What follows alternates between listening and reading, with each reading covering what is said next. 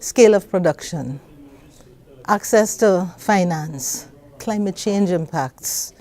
Many of our small producers don't have the wherewithal or the means to mitigate climate change impacts. Clustering and forming cooperatives, because very often the demand of a hotel or a restaurant is bigger than one person can supply on a consistent basis.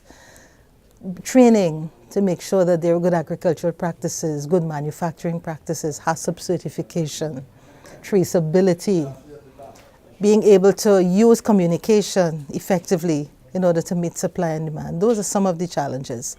But trade takes time because it's a relationship based on trust and confidence. And it's happening. And persons don't have to reinvent the wheel. There are success stories, lessons learned, best practices that CT and ICA are documenting, and therefore there's a lot of hope.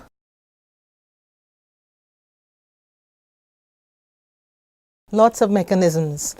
At ICA, first of all, we've been documenting with partners like the CTA what is happening in the Caribbean, and not only the Caribbean, but Latin America. So we document, we put on our website, we share through training sessions, workshops, and under projects that are funded by agencies such as the European Union and so on. And then when we create that information sharing, what we also do is to work at the institutional level, at both public and private sector levels, where we involve ministries of agriculture, tourism, economic development, finance, community development, culture and heritage, and at the private sector, the farmers, everybody involved in that farm-to-table chain or boat-to-throat. And therefore, they can now learn from whatever else is happening and put their own ideas based on their culture, their experience, and their wonderful possibilities.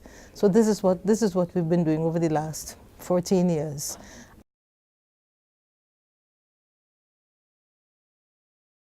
The nice thing about agrotourism is that it's multi-sectoral and multi-layered, so that when you link it to the chronic diseases issue, by linking with farmers, by promoting local foods, by increasing production and productivity at the agricultural level, then you make more local food available. More local food means better nutrition, better access by the population, not only by the tourists. So that when they see what's happening in the tourism sector and they're seeing more local food available at a price that can be afforded by the average householder, then that contributes to food and nutrition security. And when people start to eat better and eat our foods instead of the imported foods that are high in oil, high in fats, high in empty calories, lots of sugar, lots of salt, then their health increases so that you don't have the high incidence of diabetes and hypertension and heart attacks and obesity. So that link with health is key. And is why I put that as one of the key messages. Vanuatu is doing that in their agrotourism strategy, which I'm so happy for. Because just like the Caribbean, the Pacific is suffering from a tsunami of these diseases. And you're killing off the population. And the young people, children as old as 13 and 15, are clinically obese. Who is going to service the industry? Who is going to create that local population in the future? So the link to health is agrotourism. And when you look at socioeconomic development, one person who headed the World Tourism Organization said, linking agriculture to tourism is possibly the best way to overcome rural poverty.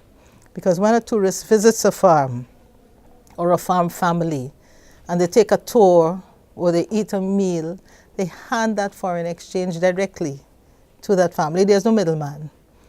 So your farmer, your woman farmer, the youths can stay on the farm. They can stay in the land, keep the land in agriculture, diversify their income earning with tourism dollars. The youths can have other jobs on the farm, and they can apply all their social media skills, they can do tour guiding, they can manage businesses, and they don't have to have this rural to urban migration.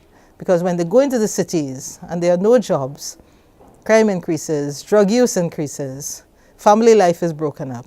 So there are so many benefits socioeconomically, keeping land in agriculture, improving the availability and the quality of food, and then all the knock-on effects on health, on future generations. To me, agrotourism is where it is.